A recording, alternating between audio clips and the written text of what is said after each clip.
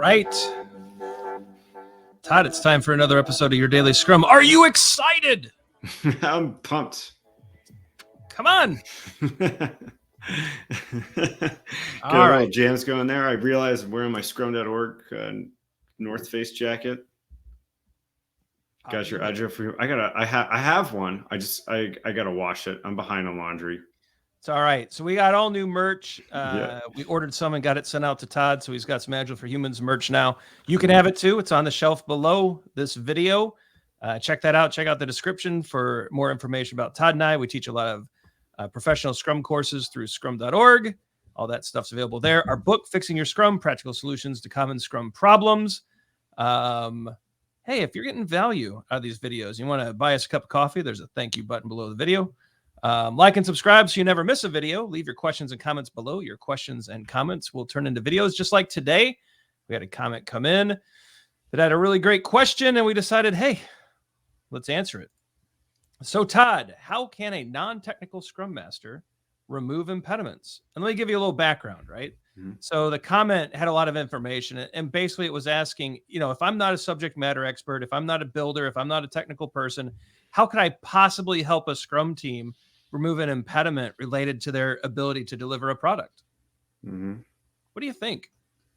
Yeah. Now, we're at a disadvantage because you and I both have technical skills and backgrounds. But if you didn't, what do you think what could work? I think I'm gonna, shout out the Wonder Years theme song here and get a little help from my friends, right? This is why, as a Scrum Master, you work in the organization and you have connections in human resources, you have connections in sales, engineering, however your organization's constructed. And quite frankly, I've said this before and I kind of mean it. You're the person that's annoying about it, right? You're the person that goes, hey, I may not really understand what it means to not have access to these environments, but you don't need to understand to ask questions, right? Now, you shouldn't be solutioning, but you should be out there talking to people, and you should be out there trying to figure out how to resolve it and maybe understanding it a little bit, right? So my take is just that. It's this is why we're outside of just our Scrum team, and we're working on resolving those things, but we don't necessarily have to know about it, right? Yeah, I think yes, and to everything you had to say there, Todd. We don't have to know everything. We don't have to solution it, but we also have skills, right? I mean, if I'm a non-technical Scrum Master, that means I had better be an Agilist, a master of Scrum. I know some Kanban stuff. I'm the Agile coach of the organization. I know how to facilitate. I know how to coach. I know how to mentor. I know how to teach. I know how to train.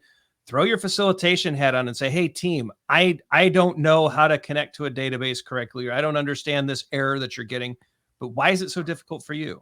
Mm-hmm. What are the things in your way? And start asking questions and throw a structure up on the board and say, all right, what are our options? How can you simplify the situation through facilitation to help them make a decision? Or how can you simplify a situation to where you can actually identify what the root problem could be, and then find all the partners that Todd mentioned and go help others, help others see that problem and create alignment and execute on a solution, right? Mm-hmm. You're not a person standing on the sidelines, right? Rugby, Todd. What does a coach do in rugby? They coach, right? Yeah. They help they give insights to the team, and they say, hey, we're getting scored on here, and here's how you can stop. They're not out there playing the game, right? But man, are they valuable if they coach well. Would you agree? Oh yeah, 100%. Especially, and it's interesting. One of the things that I was actually just talking about, because I'm about to do a little bit of rugby coaching, is you coach at practice, right? You coach when someone's on the sideline. You don't scream stuff at them while they're in the game.